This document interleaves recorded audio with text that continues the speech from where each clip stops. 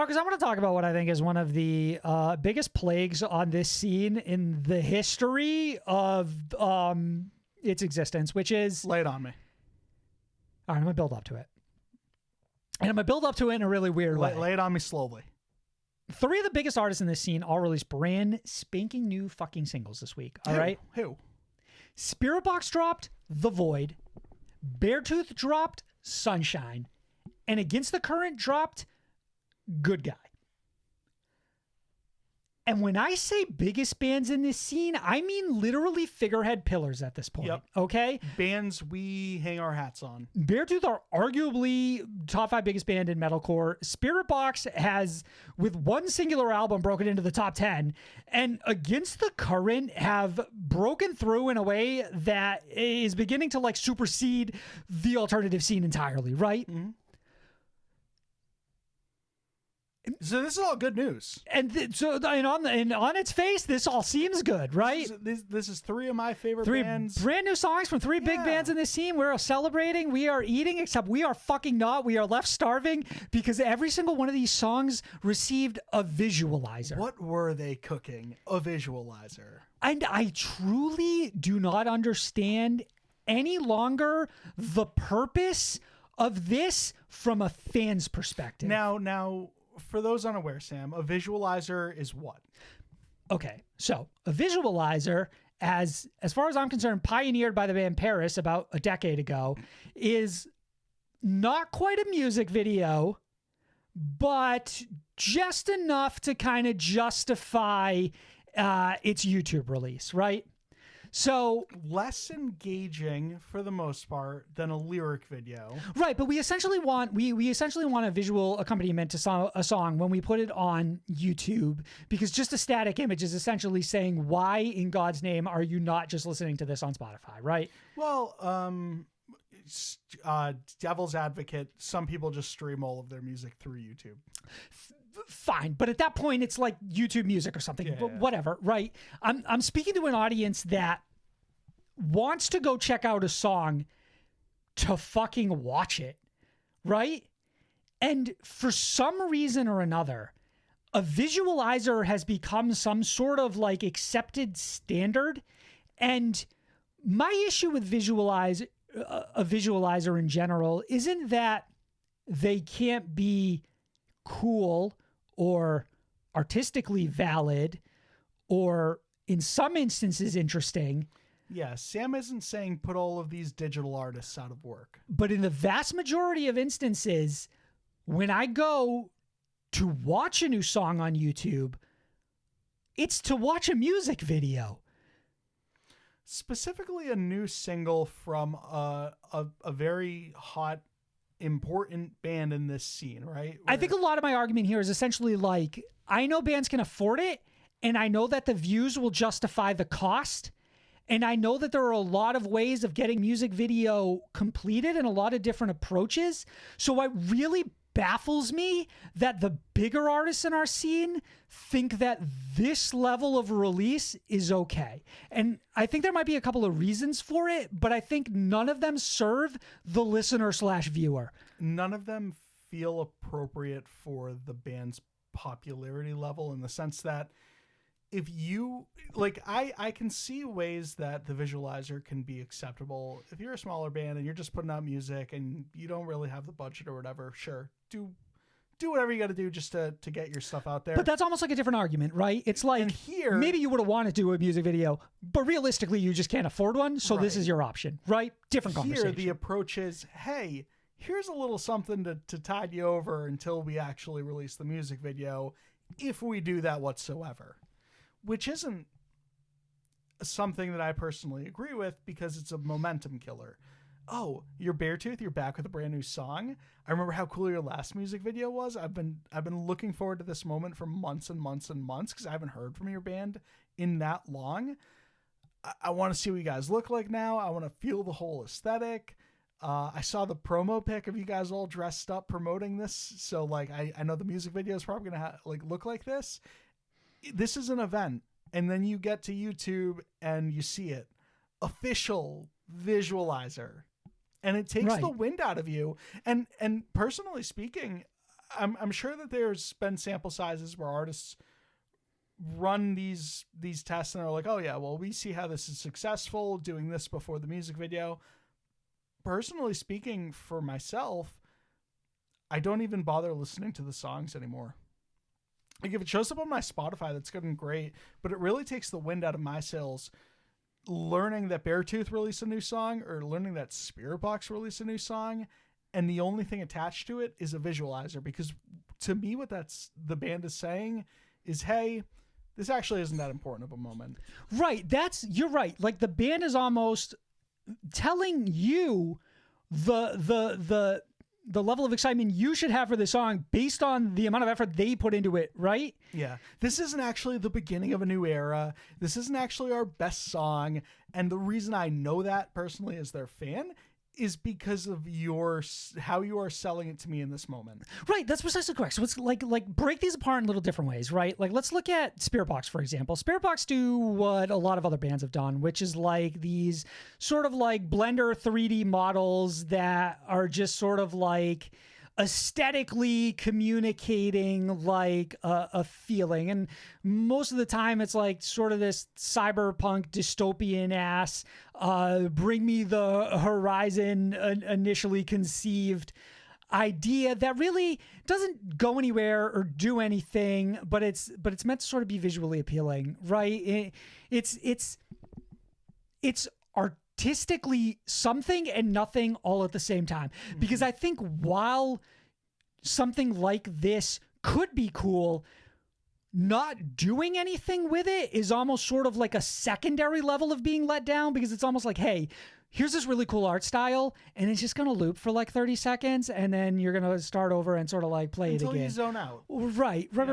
And that's like, zoning out is a huge part of this, because it's like, in a universe where I take my phone out during the quiet parts in a movie where King Kong fights Godzilla, I don't understand how the fuck you think you're going to keep my attention with a visualizer. Like, it's just fucking mind-numbing to me. Like I truly don't understand who. So like, I feel like you're also like undercutting whoever put any level of effort into this by telling them that this is your premiere on YouTube. Like, I think a visualizer is something fun that could be used in certain spaces. Like, I think it undercuts the artist as well. Drop it as a TikTok or like as a background in like Spotify. Yeah, right. Because I don't need that, because I'm not actively going to those platforms for that experience. I think it also undercuts the artist, because what you're really just telling them to do is, hey, loop 40 seconds of this for me. I know it's a 4-minute song. Don't worry about the other, And then more often than not, I'm sure these are probably like packages. Like, you come in and like, maybe you do what Spiritbox did, and you're like, hey, let me get something that has this kind of idea to it. And they're like, yeah, we've got a couple of templates here for you to choose from. Like, let us know what works best for you, right? What hue do you want this in? Purple? We got you. Right, precisely correct. And we just sort of have like a folder of these, right? You can come in, you can purchase one. But then alternatively, you have something like Against the Current, who like, they have one of these versions that for me is something that I like a lot when bands do it for album releases, and they drop the whole album on YouTube, and then it's like, you can sit there and watch it, and it's like, okay, first song has a video, second song has a video, and then this one is just sort of like an animated version of like the artwork, or like the artist sort of like vibing out or something. All of the singles have officially been released, and now we're just throwing things up on YouTube because they have to go there at some point. Right. That's this is acceptable. Like, that's an acceptable use of the visual. It was never going to get a video, right? It was never going to get single treatment. But then it's like, we have something like this, and that's kind of what it feels like Against the Current. And it's like, you kind of have this neat visual, but it's like 10 seconds long, and then it's on repeat immediately. And it's like, that's fine in like one instance, but in the instance that like you're premiering your brand new single, this is such a bizarre choice to me. Like, why wouldn't you do absolutely anything other than this to get people to watch your video? And there's a tertiary aspect to this that's in the back of my mind too, and it's one of the most aggravating ones that you and I circle back to all the time, which is the music video's coming. And it's like, you killed my anticipation, though. Sam, I've heard the song. Speaking from like a professional level, it killed a segment of our podcast where it was like, hey, we have to talk about the new Spiritbox song because it's in the news. This one came out with a visualizer that's so weird, whatever. We talk about it. And then the following week, we finally get the music video where there's so much more meat to chew on off that bone. And then the next recording comes around and we can't circle back to it because there's but like shit to talk about already. Even at like an individual level, sure, that's the kid. Like that's specific to us. But like at a grander scale, like when your song drops, that is the moment it has to make an impression. Yes. And when you start to splinter out its release so that you can like, I don't know, like grab certain metrics within certain windows, like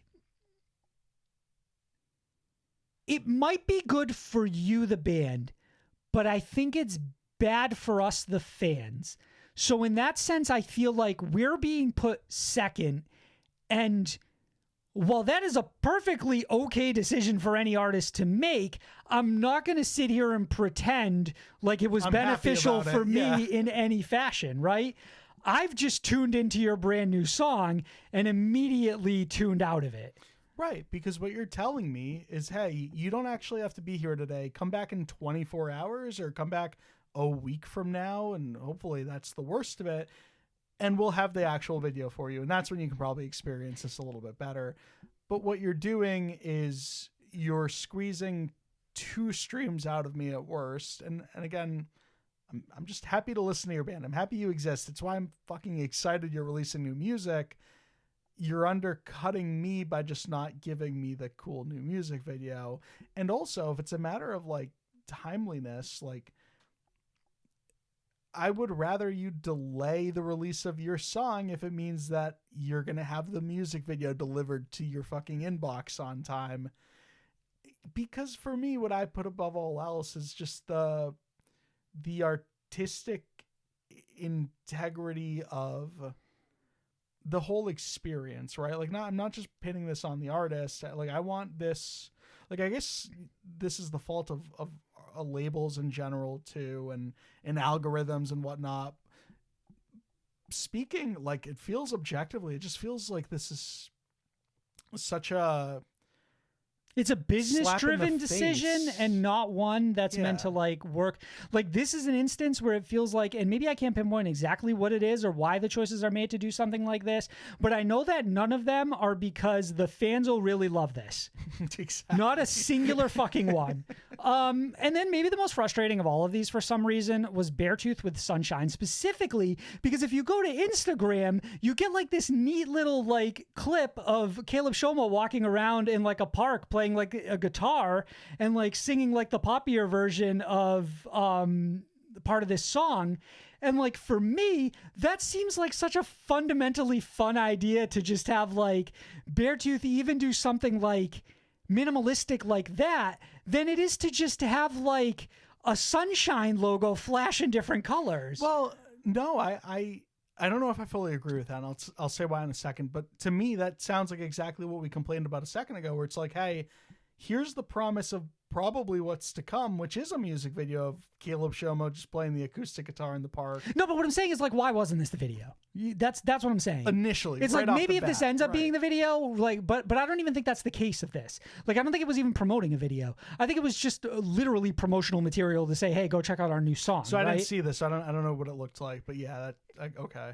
And like for me, I see something like that, and I'm like, well, here's something I would have actually gone to YouTube and watched. Like, here's something to watch. So I think alternatively, I think the band I am least content with having pulled this move is Against the Current, because what you have literally is your vocalist right there on camera. It looks professional. We're filming from a cool angle, and all you have to do is mouth the words.